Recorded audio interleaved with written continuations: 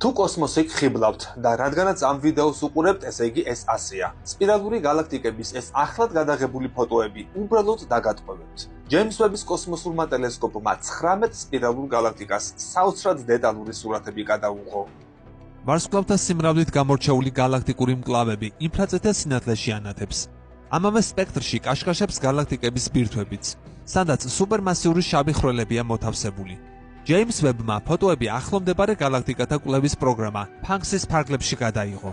ამ ხანგრძლივი პროგრამის მიზანი იმის დადგენაა, როგორ ურთიერთქმედებს გაზი და ვარსკვლავთა წარმოქმნა გალაქტიკის სტრუქტურასთან და ევოლუციასთან. ვების 4 ძირითადი სამეცნიერო მიზნიდან ერთი არის გალაქტიკების წარმოქმნისა და ევოლუციის შესწავლა. პროგრამა ფანქსი სწორედ ამას ემსახურება. ჯეიმს ვების გარდა ამ საქმეში ჩართულები ასევე არიან ტელესკოპები, VLT, ALMA და Hubble. ვების ახალი ფოტოები გასაოცარია, უბრალოდ წარმოუდგენელია იმ მკვლევართათვისაც კი, რომლებიც ამავე გალაქტიკებს უკვე 10 წლეულებია სწავლობენ. ამბობს კოსმოსური ტელესკოპის ინსტიტუტის წარმომადგენელი, პროექტის მეცნიერი ჯენის ლი. ჯეიმს ვები ხედავს როგორც ახლო ინფრაწითელ NIR-ის, ისე შუა ინფრაწითელ MIR სინათლეში.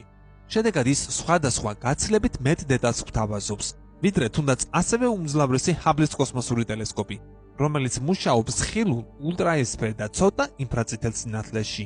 ჯეიმს ვების მაღალი რეზოლუციის ფოტოები წითელი ფერის გაზისა და მტვრის მიერ გამოყოფილი ინფრაწითელი სინათლეა. ზოგიერთ სურათზე გალაქტიკის ცენტრში მოჩანს კაშკაშა დიფრაქციული გამონაშვერები, რაც უზარმაზარი ოდენობის სინათლით არის გამოწვეული. ეს იმაზე მიუთითებს, რომ სუპერმასიური შავი ხვრელი აქტიურია, ან შეიძლება ამის მიზეზი ვარსკვლავთა უკიდურესად დიდი შეჯგუფება იყოს. ეს გახლავთ აშკარა ნიშანი იმისა, რომ იქ შეიძლება აქტიური სუპერმასიური შავი ხვრელი იყოს.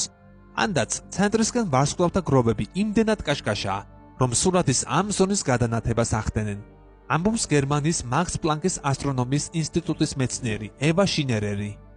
როგორც წესი, გალაქტიკის ცენტრის სიახლოვეს უფრო ბებერი ვარსკვლავებია, ვიდრე გალაქტიკის მკლავებში. ჩვეულებრივ, რაც უფრო შორსაა ვარსკვლავი გალაქტიკის ცენტრიდან, მით უფრო ახალგაზრდაა. ახალგაზრდა ვარსკვლავები ცისფრად მოჩანან და გაზსა და მტვერს აფრქვევენ. ახალგაზრდა ვარსკვლავებზე მიუთითებს ნარინჯისფერიც. ისინი ჯერ კიდევ გაზისა და მტვრის საბრუველში არიან გახვეულები, ჯერ კიდევ ჩამოყალიბების პროცესში არიან და აქტიურად იერთებენ მატერიას. სწორედ აქ შეგვიძლია ვიპოვოთ გალაქტიკებში უახლესი, ყველაზე მასიური ვარსკვლავები, ამბობს კანადის ალბერტას უნივერსიტეტის ფიზიკის პროფესორი ერიკ როსოლოვსკი. ახალ ფოტოებთან ერთად ასევე გამოქვეყნდა ჰაბლის მიერ ამავე გალაქტიკებისთვის გადაღებული სურათები, ვინაიდან ადამიანის თვალი ინფრაწითელ სინათლეს ვერ ხედავს.